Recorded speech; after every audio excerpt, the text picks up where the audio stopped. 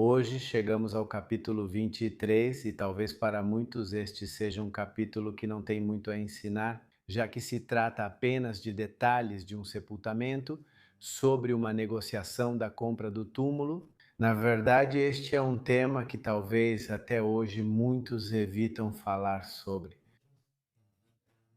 Nem todos queremos falar sobre como será nosso último dia e como devemos deixar tudo preparado. Mas a verdade é que isso é algo que realmente deve ser coordenado, já que não existe ninguém sobre a face da terra que não precise passar por esse processo futuro. Por isso, quanto mais rápido isso estiver coordenado, melhor será para quem ficar. Eu quero que a gente vá direto, sem perder muito tempo, que a gente vá direto ao livro de Gênesis. E vamos ao capítulo 23. Vamos ler esse capítulo e tentar aprender o que temos para hoje, a partir do capítulo número 1. E diz assim: Eu tenho aqui comigo, diz. Foi a vida de Sara, 127 anos, esses foram os anos da vida de Sara. Sara morreu em Kiriat Arba, que é Hebron, na terra de Canaã. Divino, Abraão foi fazer luto por Sara e chorá-la. E Abraão se levantou diante de sua morta e falou aos filhos de Hete, dizendo: Sou estrangeiro e forasteiro entre vocês. Deem-me uma propriedade para sepultura entre vocês, e sepultarei minha morta diante de mim. E os filhos de Abraão responderam a Abraão e lhe disseram: Ouve-nos, nosso Senhor, tu és um príncipe de Deus entre nós. No melhor dos nossos sepulcros, sepulta a tua morta. Nenhum de nós te negará o seu sepulcro, nem te impedirá que enterres tua morta. E Abraão se levantou e se curvou diante do povo daquela terra, os filhos de Et, e falou com eles, dizendo: Se é da vossa vontade que eu sepulte minha morta diante de mim, ouvi-me e intercedei por mim. Com Efron, filho de Zoar, para que me dê a caverna de Macpela, que está no extremo da sua propriedade, que pelo seu justo preço ele me dê como posse de sepultura entre vós. Esse Efron estava entre os filhos de Éter, e Efron, o Eteu, respondeu a Abraão na presença dos filhos de Éter, de todos os que entravam pela porta da sua cidade, dizendo: Não, meu senhor, ouve-me, eu te dou a herdade e também te dou a caverna que está nela. Na presença dos filhos do meu povo eu te dou, sepulta a tua morta. Então Abraão se inclinou diante do povo da terra e respondeu a Efron na presença do povo da terra, dizendo: Antes, se te agrada, peço que me ouças. Eu darei o preço da herança, toma-o de mim e sepultarei ali minha morta. Efron respondeu a Abraão, dizendo: Meu senhor, ouça-me. A terra vale 400 ciclos de prata. O que é isso entre mim e você? Sepulte, pois, a sua morta. Então Abraão concordou com Efron e pesou a Efron o dinheiro que ele havia mencionado na presença dos filhos de Hete. 400 ciclos de prata de boa qualidade, segundo o peso corrente entre os mercadores. E ficou a herança de Efron, que estava em Macpela, ao oriente de Manre, a herança com a caverna que estava nela e todas as árvores que havia na herança e em todos os seus contornos, como propriedade de Abraão, na presença dos filhos de Hete e de todos os que entravam pela porta da cidade. Depois disso, Abraão sepultou Sara, sua mulher, na caverna da herança de Macpela, ao oriente de Manre, que é Hebron, na terra de Canaã. E ficou a herança e a caverna que nela havia de Abraão como uma posse para a sepultura recebida dos filhos de Éter. Na verdade, este é um capítulo que cumpre uma função muito especial e que nos ajuda a ligar pontas soltas. Eu sempre digo que Deus não deixa pontas soltas na Bíblia. E este é um desses casos, já que nos conduz de Abraão até Isaque, o herdeiro da promessa. Uma dessas pontas soltas é o encerramento da vida, que poderia ser chamado. A primeira matriarca hebraica, Sara, nos é dito que Sara tinha 127 anos quando morreu, segundo a tradição hebraica. Afirma que o trauma que ela viveu ao saber que seu único filho, Isaque, seria oferecido no Monte Moriá, afetou gravemente sua saúde. E, para falar a verdade, não é difícil imaginar que tenha sido assim. Apesar de a Bíblia não nos dizer nada sobre isso e por isso não podemos afirmar com 100% de certeza, por isso só posso dizer que isso fica em aberto, segundo a tradição hebraica. A realidade é que possivelmente muitas mães se identifiquem com o que aconteceu com Sara. Vamos apenas pensar por um momento na história dela. Ela não pôde ter filhos, lembremos, durante toda a sua vida, e finalmente Deus lhe concede um na sua velhice. Uma vez que ela o tem, se acostuma, o vê crescer e depois seu marido faz o que Deus lhe pediu, que é justamente entregar a vida desse filho. Nós podemos imaginar que a única coisa que Sara podia fazer era sentar e chorar enquanto os dias passavam, esperando que Abraão finalmente voltasse, tendo que fizesse, ou seja, trouxesse Isaque. A tradição também diz que Abraão tinha 138 anos quando Sara morreu. Do ponto de vista bíblico e histórico, a morte de Sara é muito importante porque nos oferece detalhes interessantes, detalhes. Abraão e Sara moravam em Kiriat Arba. Hoje em dia é Hebron, assim como era naquela época quando ela morreu. Abraão era natural daquela região e, obviamente, queria sepultá-la ali. Então é fundamental lembrar de algo: a promessa de Deus de dar a terra para Abraão. Me ouça, o que vou dizer ainda não aconteceu. E não iria se cumprir até 5 ou 6 séculos depois. Abraão vivia até aquele momento em uma terra estrangeira que estava governada por outros povos. Ele não possuía nenhum território próprio. É talvez irônico pensar que a única porção de terra que Abraão pôde chamar de sua foi uma caverna, uma tumba. E ali ele acaba sepultando Sara, depois ele mesmo seria sepultado e mais tarde Isaque, Rebeca, Jacó, e agora se chama Hebron, né? No seu significado, pode-se dizer que os 3 grandes patriarcas bíblicos estão enterrados até hoje em Hebron. Esse local hoje está sob uma disputa territorial. Alguns dias atrás, em um dos grupos do Tour de Vozes de Israel. Como vocês já sabem que costumamos fazer, tivemos a oportunidade de ir até lá e entrar no local. A verdade é que é um lugar muito interessante e poder pisar nesse local é algo especial. Saber que há milhares de anos o mesmo acontecimento bíblico aconteceu exatamente nesse lugar é algo impactante. Conforme íamos entrando, lembro que eu observava como o lugar era diferente do que se ouve falar. Quando ouvimos sobre conflitos, uma coisa é o que se vive estando no lugar e outra coisa é o que se ouve sobre esse lugar. Embora no dia em que estivemos lá, não vimos nem experimentamos nenhum tipo de conflito. Não é um lugar que eu recomendo ou incentivo que vocês vão, peguem um veículo, um carro, coloquem no Waze e digam: vamos. Lembrem-se de que lá é preciso fazer visitas com precaução e com as medidas necessárias. E não, na verdade, não é por ser perigoso de roubarem ou algo assim, mas sim porque há nesse local um princípio espiritual. Esse foi o primeiro lugar que Abraão pôde dizer que comprou de fato e de direito a promessa de Deus.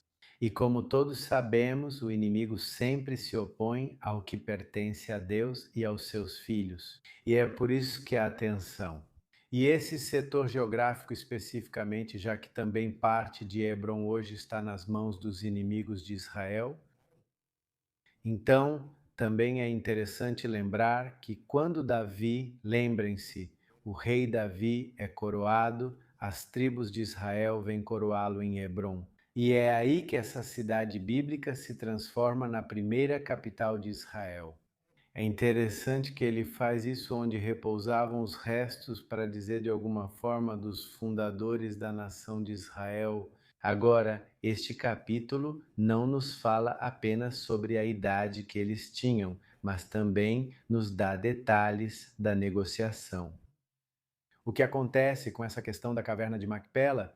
Então, quero me concentrar um pouco nessa negociação pela Macpela. Neste capítulo, vemos que há uma reunião de negócios entre Abraão e Efron. Essa comunicação entre os dois pode parecer pitoresca ou até cômica. Mas, no entanto, os registros antigos mostram que tudo aconteceu por razões legais e, acreditem, muito precisas. Abraão e seu clã, poderíamos dizer, eram estrangeiros residentes em Canaã. Naquela época, estrangeiros não podiam comprar terras, hoje em dia sim, mas naquela época a terra era tudo. Para uma família, perder sua terra era uma catástrofe. Vendê-la para um estrangeiro era uma abominação. Então, como essa compra pôde acontecer? A forma como a terra foi adquirida era crucial. Se Abraão tivesse aceitado a caverna como um presente ou simplesmente, não só teria sido um insulto para os hititas heteus, mas também no futuro. Alguém poderia alegar que a venda tinha sido ilegal, por isso Abraão não podia aceitar um presente, também não podia pagar um preço injusto. Por isso teria dado motivo para que gerações futuras reivindicassem a terra. Então, o que Abraão fez foi negociar com cuidado, até que Efron foi quem colocou o preço primeiro. Foi ele quem disse 400 ciclos de prata, uma quantia que naquela época era extremamente alta, e mesmo assim Abraão insistiu em pagar o preço completo. Ele aceitou qualquer desafio legal futuro, contanto que a propriedade ficasse firmemente estabelecida para ele e para seus descendentes. Os locais de sepultamento eram muito importantes na antiguidade e continuam sendo até hoje. Por isso, todo o processo foi realizado diante de muitas testemunhas, cidadãos e titas, para deixar registro público da mudança de proprietário. Após essa negociação, o inevitável aconteceu, o enterro de Sara. A Bíblia nos diz que depois disso Abraão sepultou Sara, sua esposa, na caverna do campo de Macpela, em frente a Manre, que isso é Hebron, era a terra de Canaã. E o campo e a caverna que havia nele foram cedidos a Abraão como posse para a sepultura pelos filhos de Et. Hititas, especificamente para explicar, agora há uma esperança e uma conclusão.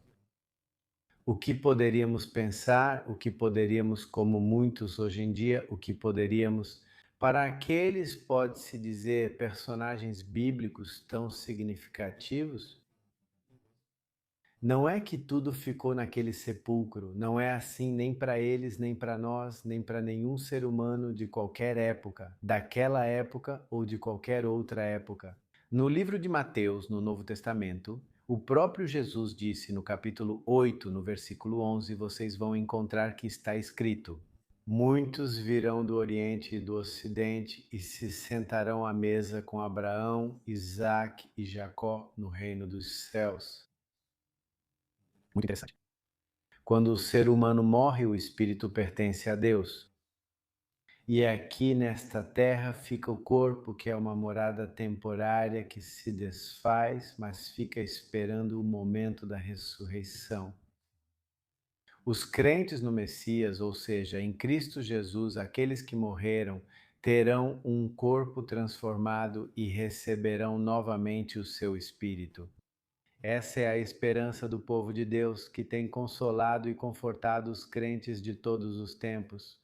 O apóstolo Paulo também explica isso muito bem em sua primeira carta aos Tessalonicenses, no capítulo 4, entre o versículo 6 e o 18, ele está falando sobre isso. Agora, eu disse que neste vídeo não queria tomar muito tempo, que seria bem breve, que seria curto e que queria ir direto ao ponto, portanto, quero concluir agradecendo por assistir. Pode-se dizer que este é um mini estudo de hoje? Lembrando que o relato das últimas passagens bíblicas que temos lido do livro de Gênesis nos levou, de uma forma ou de outra, a considerar a vida de Abraão e Sara, destacando sua relação com Deus, sua fé nos momentos críticos da vida no Novo Testamento, na carta aos Hebreus. Inclusive, eles estão incluídos na lista dos heróis da fé de toda a história bíblica. Podemos também lembrar aquelas palavras que o apóstolo Paulo disse, palavras que estão cheias de consolo e esperança, palavras que muitos de nós possivelmente transformamos em uma realidade pessoal. É a fé na salvação pela obra de Jesus na cruz, essa esperança na ressurreição, aquela que nos anima a viver de uma maneira mais significativa através das experiências que mudam durante todo o nosso processo de existência, há um ânimo e uma esperança ainda maiores.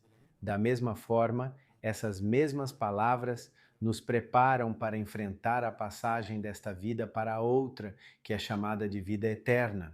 Poderíamos chegar a dizer, quando somos chamados por Ele, que enquanto estivermos aqui devemos estar animados, devemos ter fé e devemos ter esperança. É por isso que talvez, antes de encerrarmos este mini estudo de hoje, eu gostaria de fazer uma pergunta para vocês e que vocês mesmos respondam. Euforia ao terminar este vídeo. E a pergunta é: você tem essa fé de que vai se encontrar com o seu Messias? Você tem essa fé de que um dia ele vai te chamar? Você tem essa fé de que ele vai te dizer, servo fiel, entra no gozo do teu Senhor? Estamos falando de um capítulo que às vezes é preferível evitar ler esse tipo de capítulo, mas precisamos entender que nem tudo termina ali. Como dissemos, a alma retorna ao Senhor, o corpo fica aguardando, e essa é a esperança, aguardando pela ressurreição futura de que o Messias voltará. Por aqueles que cresceram morrendo nele como seu Senhor e como seu Salvador. E assim como diz o livro de Mateus, que para mim é bem interessante, que voltarão a se sentar juntamente com Abraão, com Isaque e Jacó. Eu não sei se você já imaginou isso. E até poderia parecer para muitos de nós bem estranho o que estou dizendo, porque muitos poderiam chegar a dizer o quê? Coisas absurdas ou coisas estranhas esse senhor está dizendo, falando sobre encontrar-se com mortos? Pareceria estranho, na verdade, se pensarmos de uma certa forma, não como crentes,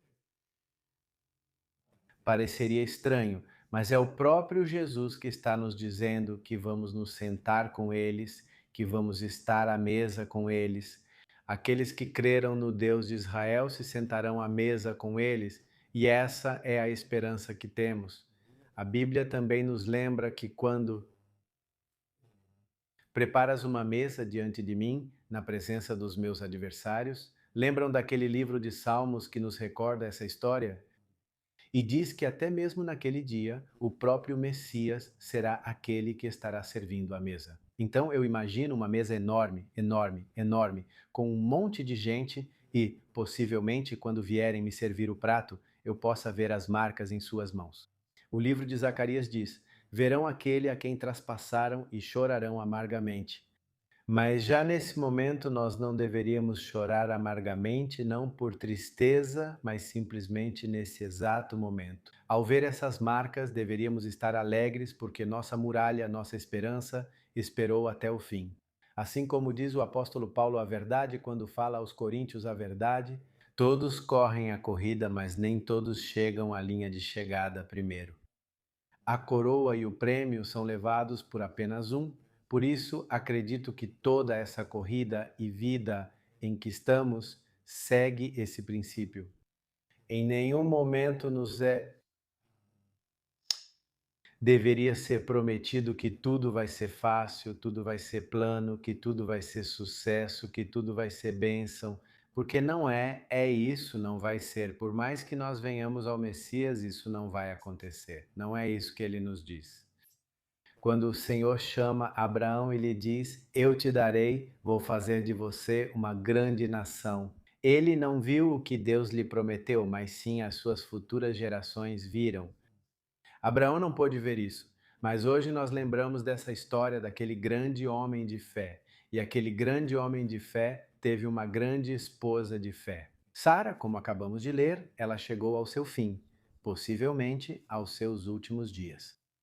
Obviamente ela sofreu, obviamente não só sofreu, lembrem-se que ela sofreu maus tratos, ela sofreu rejeição, sua serva, lembrem-se do que vimos até aqui, até os capítulos. Ela ficou Hagar, trouxe um menino e disse que zombava e menosprezava a sua senhora, Sara.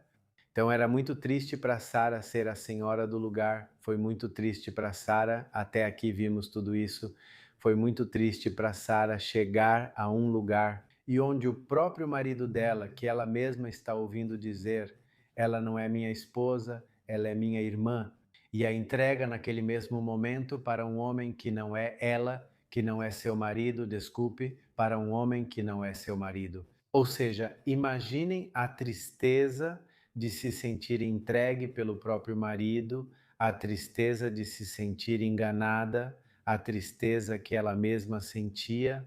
Quando ela sorriu, não foi de alegria, mas sim como quem diz: Ah, isso vai acontecer comigo. Quando vieram e disseram: Ela vai engravidar daqueles visitantes que visitaram Abraão.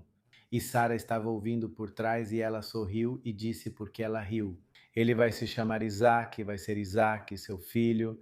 E finalmente ele vem, e quando vem, claro, nasce, cresce. Eles aproveitam a companhia um do outro e, em determinado momento, o silêncio volta novamente à vida de Sara.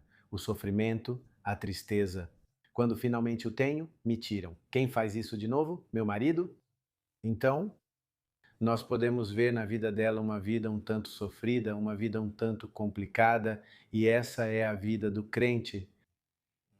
Mas, no entanto, ela foi abençoada, o Senhor cumpriu sua promessa, ela pôde abraçar sua promessa, ela pôde recebê-la. E não só algo muito interessante aconteceu com ela em relação à promessa, mas ela foi a primeira mulher sepultada em uma terra comprada pelo seu esposo.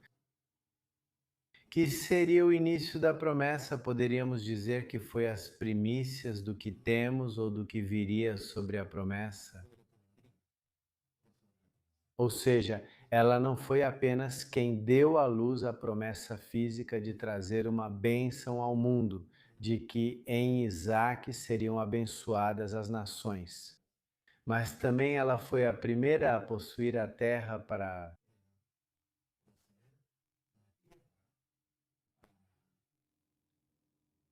dizer: existe herança aqui e as futuras gerações, até hoje se passaram milhares de anos. Podem voltar a esse lugar onde ela está, ainda sepultada naquele local, e ninguém pode dizer que esse lugar não lhe pertence, porque foi pago pelo seu valor justo. Assim, da mesma forma, nós lembramos daquela história em que o rei Davi disse no livro de 1 Crônicas. Lembrem-se disso, capítulo 21, onde diz que ele também não ia pegar nada emprestado para o seu Deus, mas sim que ia pagar pelo seu valor justo. Este capítulo, acredito que sem dúvidas pode parecer estranho. Parece que fala apenas de um sepulcro dos últimos dias de Sara e de como foi o seu preparo para o sepultamento final. Mas, no entanto, está nos deixando uma forma de aprender e está nos ensinando.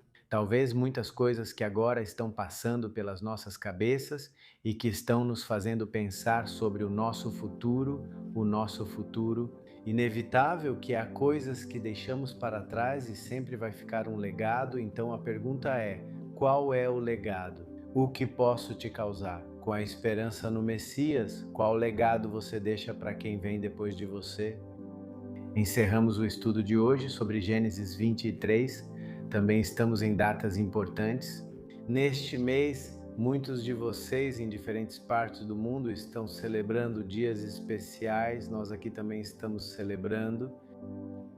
Lembrar da libertação ou da dedicação, mais precisamente do templo, novamente, daquele segundo templo destruído e conquistado por aquele Antíoco Epifânio, aquele que a Bíblia também havia predito. O que viria então? Há muito significado em tudo isso que me parece bem interessante.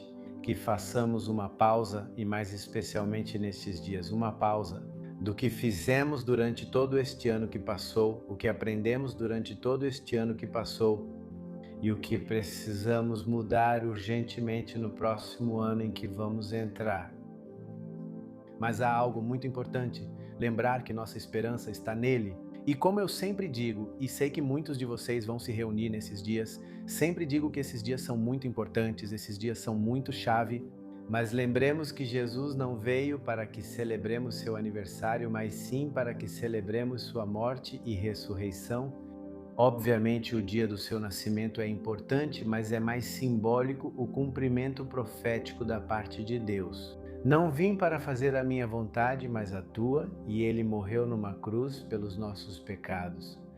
Essa é a esperança que nós temos, que um dia estaremos sentados na própria mesa com aqueles grandes heróis da fé que pela fé alcançaram a promessa que Deus tinha para eles. E espero que todos e cada um de vocês também, até hoje, acredito que a epístola aos Hebreus, aquela dos grandes homens da fé, ainda continua sendo escrita. E talvez o nome de algum de vocês também esteja lá dentro. Deus abençoe vocês, que tenham um bom domingo e um ótimo começo de semana. A Igreja de Jesus Cristo dos Santos dos Últimos Dias, que o Senhor os guarde, que o Senhor os abençoe, que o Senhor faça resplandecer o seu rosto sobre vocês, que tenha misericórdia de vocês e que coloque em vocês a paz. Shalom, nos vemos em um próximo episódio, em um próximo estudo, já entrando em Gênesis capítulo 24 e possivelmente no próximo encontro, talvez no próximo ano. Então Deus abençoe vocês. Shalom a todos e Brajot desde Israel, Eduardo Yosef, Vozes de Israel, Shalom.